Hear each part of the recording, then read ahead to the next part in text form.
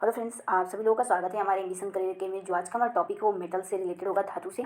तो आज हम जानेंगे धातु की परिभाषा, इसका उपयोग और इसके गुण के बारे में। तो चलिए सबसे पहले जानते हैं कि धातु का परिभाषा क्या होता है, धातु किसे कहते हैं।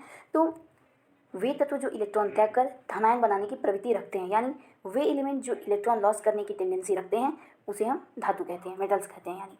तो चलिए सबसे पहले देखते हैं कि धातु का उपयोग कहाँ कहाँ होता है।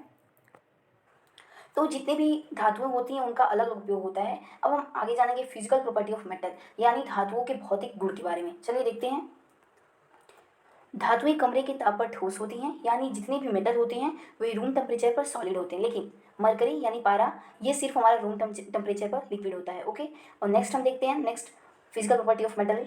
तो धातुएं सामान्यतः कठोर होते हैं, जितने भी मेटल्स होते हैं वो हार्ड होते हैं, बस हमारा सोडियम और पोटेशियम ये दोनों ही सॉफ्ट होते हैं। ओके, चलिए नेक्स्ट आगे देखते हैं।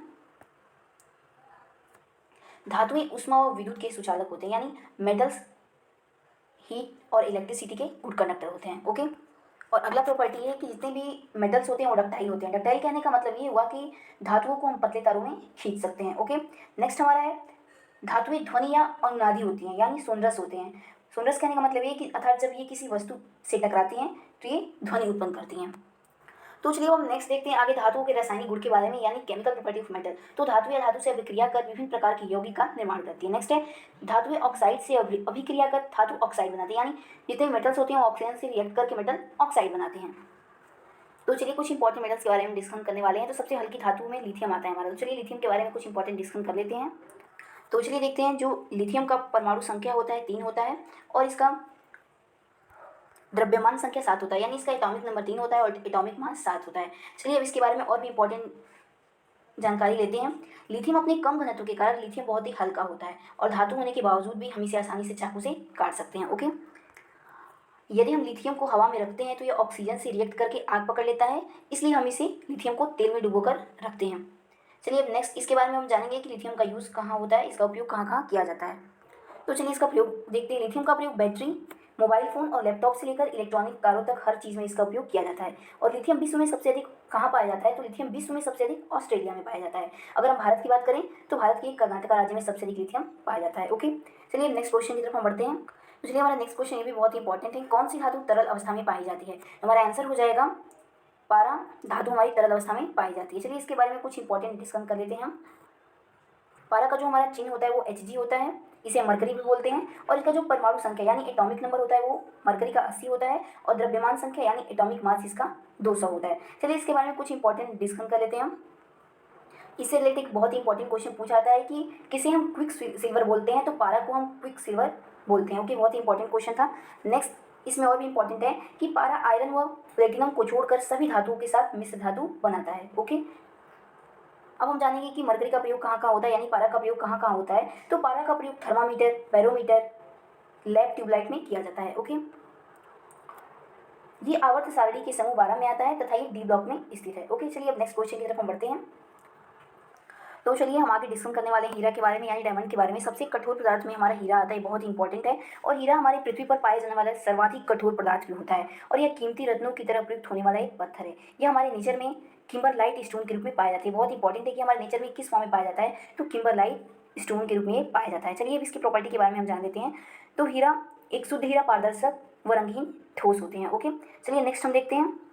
तो चलिए देखते हैं कि इसका प्रयोग कहाँ कहाँ किया जाता है। तो हीरा का प्रयोग कठोर उपकरणों की धार को तेज करने के लिए अपघर्षण के रूप में यूज़ किया जाता है इसका, और इसके बाद इसे मशीन बनाने में या फिर इत्यादि कामों में इसका यूज़ किया जाता है।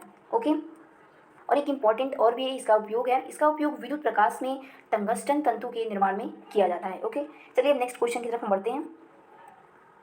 तो चलिए हम नेक्स्ट क्वेश्चन देखते हैं। नेक्स्ट क्वेश्चन दिया हुआ है रोल्ड गोल्ड किसका मिश्र धातु होता है, तो आंसर हो जाएगा रोल्ड गोल्ड तांबे और एल्युमिनियम का मिश्र धातु होता है।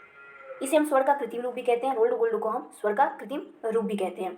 ये देखने में हमारा सोने के जैसा लगता है, और इसका उपयोग हम सस्ते आभूषणों के निर्माण में करते हैं।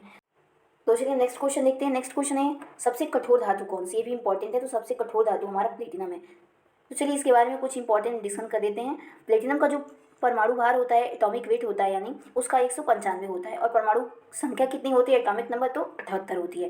चलिए अब इसके बारे में कुछ इंपॉर्टेंट डिस्कस करने वाले हैं कि प्लेटिनम का उपयोग कहाँ किया जाता है। तो चलिए देखते हैं। प्लेटिनम का उपयोग पानी के जहाज़ों और समुद्र के अंदर पाइप लाइनों पर एनोड के रूप में किया जाता है, जिससे इन्हें समुद्र के खारे पानी से जंग लगने से बचाया जा सके। ओके, और इसका और भी उपयोग है। प्लेटिनम धातु का उपयोग एलसीडी डिस्प्ले निर्माण के लिए या फिर कांच के लिए किया जाता है। ओके, चलिए हम नेक्स्ट क्वेश्चन की तरफ बढ़ते हैं। और इसमें और भी एक इम्पॉर्टेंट है कि प्लेटिनम का उपयोग फर्टिलाइजर यानी उर्वरक और साथ ही साथ विस्फोटक बनाने में भी इसका प्रयोग किया जाता है। ये बहुत ही इंपॉर्टेंट था। तो चलिए अब नेक्स्ट क्वेश्चन की तरफ बढ़ते हैं। तो चलिए नेक्स्ट क्वेश्चन देखते हैं। नेक्स्ट क्वेश्चन है जहाज बनाने के लिए कौन सी धातु का उपयोग किया जाता है, बहुत इंपॉर्टेंट है। तो जहाज बनाने के लिए हम एल्युमिनियम का यूज़ करते हैं। तो चलिए एल्युमिनियम के बारे में कुछ इंपॉर्टेंट डिस्कशन कर लेते हैं। यह चांदी के समान सफ़ेद मुलायम मुलायम होता है।